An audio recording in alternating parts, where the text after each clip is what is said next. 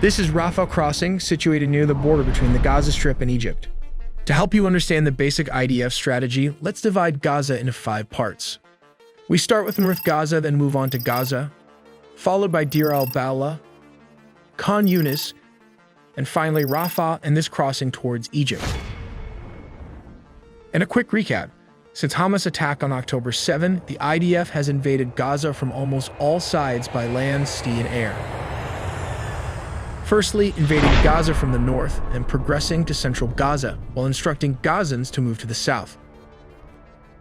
There are various crossings that the IDF controls, mainly the Kerem Shalom and Hamas controls Rafah. This is probably one of the last major crossings the IDF wants to clear and control since the rockets were fired from Rafah at its soldiers near the Kerem Shalom crossing.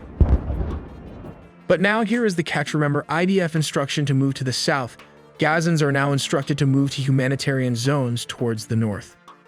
Let's take a closer look at Hamas and the IDF's arsenal of weapons. Firstly, we have Hamas using the AK-47 in guerrilla warfare tactics against the IDF's TAR-21.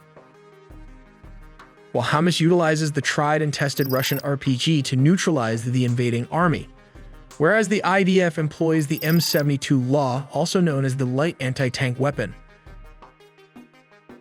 This is the Al-Yasin anti-tank weapon, a re-engineered 2-Tamim warhead from Russia that can destroy tanks when hit in the right place. Meanwhile, the IDF uses this Matador man-portable anti-tank anti-door launcher to penetrate buildings and reinforce concrete. Let's take a look at Hamas' guerrilla warfare strategy under its belt. First of all, it has hundreds of miles of tunnels, with many levels one above the other. This creates a quick hit-and-run tactic, so let's take a look at how this strategy works. Step 1. Let's assume that this is the Merkava target for Hamas. Step 2. Remember the tunnels we talked about in our recent video? The guerrillas would come out of the tunnels with these anti-tank RPGs. Step 3. The Merkava has a trophy system, which works when the radar detects and classifies incoming targets. If the threat poses a danger, the countermeasure engages to neutralize it, keeping it away from the protected zone. This system is primarily designed to protect against anti-tank missiles, but it does have its weaknesses. It was reported that Hamas would fire the Al-Yasin RPG at very close range to limit the trophy system radar to achieve its full potential. Step 4. They would also target the rear armor, that is, these doors for infantry soldiers to enter, which is substantially weaker than the front and sides. The second option of what Hamas would do is just hitting the tanks with RPG just below the turret to damage the tank or render it stationary.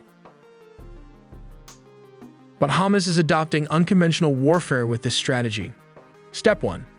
They would launch multiple Qassam rockets to distract the IDF and overwhelm the Iron Dome with 4,000 to 6,000 rockets. This technique exhausts the Iron Dome missile system and creates a gap in the air defense capability. Step 2. These rockets are intentionally built at a very low price tag. They are built from scratch using readily available materials like sugar and fertilizer.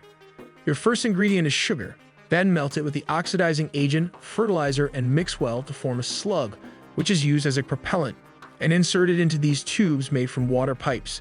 This is the simple reason that enables Hamas to produce the $300 rockets at a large scale. Step 3. This is how Hamas uses the rockets. They can be fired from the east as a kind of distraction, while Hamas can move from the west around the battlefield or flank the IDF soldiers from the back. Let's examine the distinct stages of military strategies adopted by each group. In Stage 1, Israel is faced with navigating an asymmetrical battlefield environment. Initially, the IDF will deploy several drones to survey the battlefield environment for nearly a week. These drones will identify potential targets for airstrikes, which will be executed from an F-16 fighter jet using JDAM's bombs or Joint Direct Attack munition, typically laser-guided to incapacitate or destroy suspected infrastructure. In the following Stage 2, the IDF initiates the deployment of specialized forces into Gaza. Special forces act as forward observers, communicating with the fire and command center. These highly trained soldiers are tasked with establishing longitude codes crucial for guiding the self-propelled guns or directing artillery fire. This includes the deployment of the Iron Sting shell and missiles mounted on tracked vehicles. Just like this short animation shown here, the soldier inputs precise longitude codes and loads the Iron Sting round into the launcher tube, triggering detonators upon impact with the firing pin, activating the propellant charge. More charges mean greater travel distance as the propellant launches the iron sting guided by fins and sections, effectively targeting stationary structures like small bunkers. The front fuse activates the warhead, penetrating concrete layers before detonating inside reinforced bunkers in delayed mode. This is Stage 3, the most dangerous part of the battlefield, requiring regular infantry soldiers to be deployed in Namur Infantry Fighting Vehicle (IFV) can carry around 8 fully armed soldiers. This Israeli vehicle was initially based on the Merkava Mark I chassis and incorporated concepts from the Merkava Mark IV. In this animation, the Merkava tank acts as a lead vehicle while the Namur carries infantry soldiers.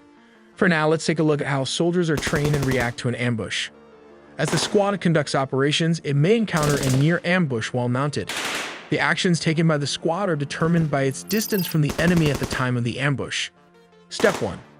Gunners in the kill zone immediately return fire and deploy vehicle smoke while moving out of danger. Step 2. Soldiers and disabled vehicles in the kill zone immediately obscure themselves from the enemy with smoke, dismount if possible, seek cover positions, and return fire. Step 3. Soldiers in the kill zone assault from the ambush and destroy the enemy firing from the buildings. Gunners and soldiers outside of the kill zone identify enemy positions, place well-aimed suppressive fire, and support soldiers assaulting the objective. Step 4. The unit leader calls for and adjusts indirect fire and requests close air support in accordance with established tactical procedures. The unit leader reports the contact to higher headquarters, conducts consolidation and reorganization, and continues the mission. Let's examine Israel's tank strategy and how it works. Coil formation. When operating independently, the platoon uses coil formation to establish a perimeter defense during extended halts or lulls in combat. The lead vehicle stops in the direction of travel, while the other vehicles position themselves to form a circular formation, covering all suspected enemy avenues of approach. Column formation.